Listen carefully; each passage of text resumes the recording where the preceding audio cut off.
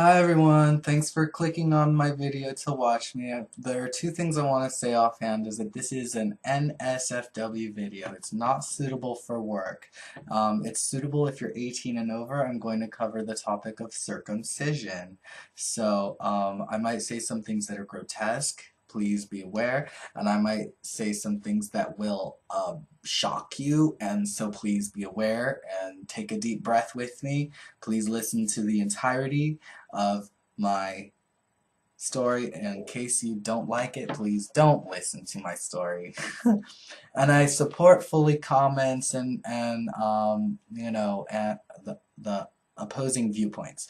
So let's get into this thing. Circumcision. So lately it's been a kind of a hot button issue in California. A lot of men are coming out as like, oh, I was circumcised and it was against my will and I didn't get consent and now I'm just like ruined and stuff like that.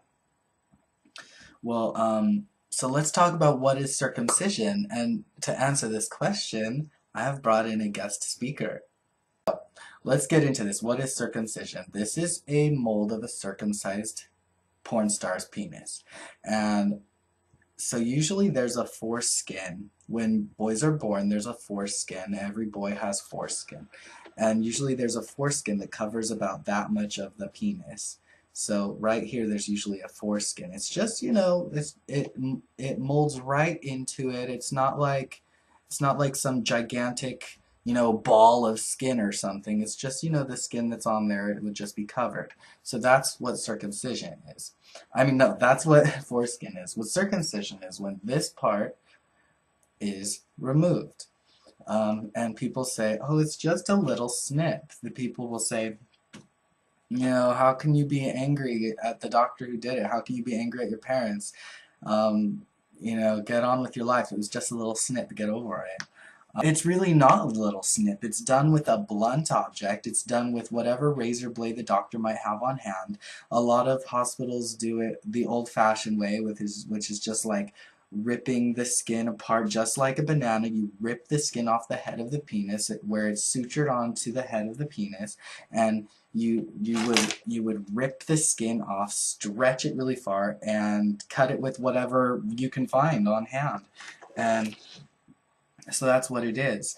I also want to tell you guys that the foreskin that's covering the head has nerve endings. The foreskin itself is mobile. The foreskin is covering the head for purposes of protection, of sensitivity, and it's not dirty or anything like that. And I'm going to talk about that in a minute. And so I want to give you a little bit of Psychology 101 here. There's psychology that the sensitivity is gone when boys get circumcised. It's gone because this part of the penis is exposed. The part where the head would be covered is exposed, but the head being exposed from day one, from a very early age, is going to cause this person to not have as stimulating of an orgasm, not have as many orgasms, not be able to ejaculate. So they have to heighten their mood in order to get off. Now there's also theories about rape, right? That every sex act is rape on a man's part. And I can kind of see where they're coming from, because some men who are circumcised, they have to get into that mental state of an aggressor because they feel as though like that's going to give them power, and the power gets them off, right? So yeah, this part of the dick is exposed, and it causes a lot of internal numbing as well. This becomes numb, and it's hard for these guys to get off. I mean, of course, everybody knows they get hard and they get off. Everybody knows that. But the one thing that they say a lot is that I can last longer than a guy that's uncut. I can last longer than an uncut man. But that's not really necessarily a good thing, right? Because, oh, you're so numb, you can't feel a damn thing. Like, you're only going a long time. And the other part is, women, maybe you can get on my side on this one. Women, you're just saying you like it to go that long. Sometimes it's like, I'm so bored of this. Can this be over? I want to go back to watching Once Upon a Time. Like, the guys, they just want to boost their egos. I'm just saying, like, that's just a societal norm for them. And my beard is growing out. Cutting the foreskin is just like cutting the lips of your own lips or taking off your eyelids. Let's say, oh, you look better this way now. Oh, you don't need your eyelids anyway. You can still see. It's functioning. It's functioning, you guys. My eyes are perfectly functioning. Let's cut off everyone's eyelids. It's in the Bible. Let's do this. Okay, everyone's eyelids and everyone's lips. Let's do this thing. Blunt objects, do what you can. Let's cut this off. That's what, that's what I equate it to. I equate it to cutting off other parts. And people say it's a little snip. People will say it's extra skin. That skin is not extra. It's definitely usable. That skin has 3 or 4,000 nerve endings that are ripped off and ripped to shreds. It has nerve endings in this part of the penis that were being protected for reasons of sensitivity and cleanliness. And now this is going to not be so incredibly sensitive anymore. It's still going to have its sensitive parts, of course, every penis will.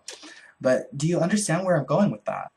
And I also think that here's the other part about the whole cleanliness thing when doctors say, oh, it's much cleaner.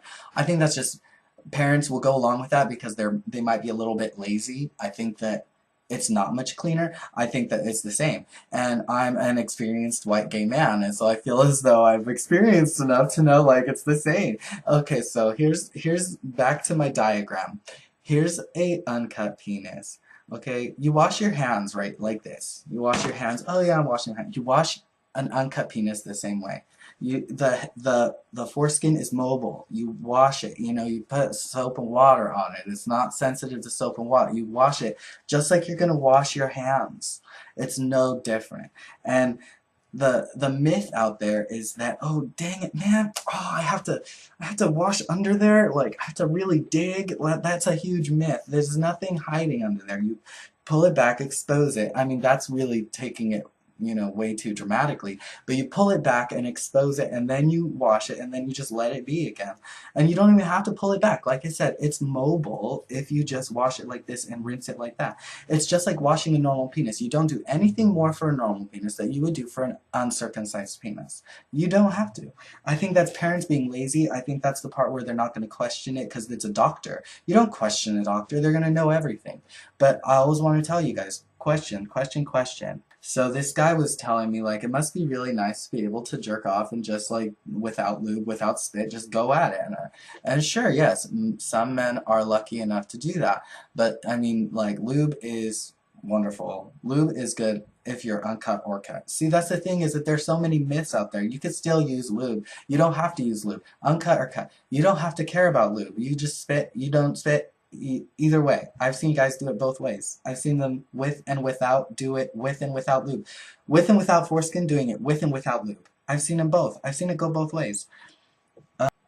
What I really want is, I really want women, especially feminist women, to be on this subject, on my side of things too. I want them to understand that it is a form of mutilized of babies in America. 50% of men are circumcised, and if 1 out of every 500 are botched, somebody should do something about it. And especially, it's like, feminists, they're against rape, they're against, not against men, but they're against inequalities, and this is a huge inequality. And I liken it very much. I absolutely equate female mutilization in other countries to male mutilization here. It's widespread. It's no big thing. Like, would you cut off the labia lips of a woman or the clitoral hood of a woman? No, you would absolutely not. But, I mean, when you talk about circumcision, because of all these things I've discussed, a woman is less likely to even care.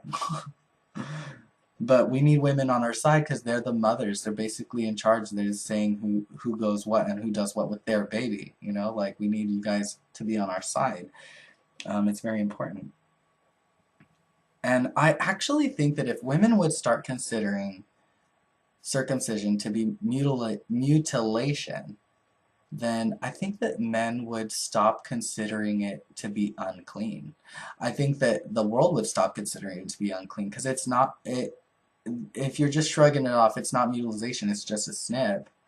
You know, it's for cleanliness purposes. It's not like vacuuming your house. It's not like putting soap on a dish, you know? It's completely different than that. It is mutilation. It's absolute mutilation. No one gets to choose to be circumcised. See, that's the other thing is like if it's so attractive, it should be chosen at a later age when you're like, I feel so much more beautiful now that I got my cheeks did, or like now that I got my hair pulled back, or now that I got my, you know, bicep implants or some shit. You know, like if it's more attractive, you should be able to choose it. It's your choice. It's not someone else's choice, but circumcision is left to the parents. So if the parents think it's more attractive, they'll do it. It's not the parent, it's not, what if the, what if the child that's getting circumcised in his upbringing says that he does not like how it looks at that point? You can't get it back. Sorry. You can't have the same sensitization. You can't make it look the same as it did before. You can't get it back because the doctor threw it out. You know, it's very different. And the another thing is that women, why I want women on my side is because what I hear from a lot of women is, you know why I did it? I got my kid circumcised because I wanted him to look like his father. Oh my god, I can't even talk about this. So I wanted him to look like his father. I can debunk that in a second. Okay, pretend this is the father. Is the kid gonna see the father's dick? Is the father gonna show him this is my dick? And the other part is that there's a scar around this circumcised area. There's always a scar around the circumcised area. So is the father gonna come up and be like, look at my scar, you have a scar too, we're friends? No, they're not. That's pedophilia. That's illegal, and if your father did it to you, you should report him. If you're doing it to your kid, go to fucking prison. I don't care about you. And I also want to know, why do religions care about what's going on in your bedroom?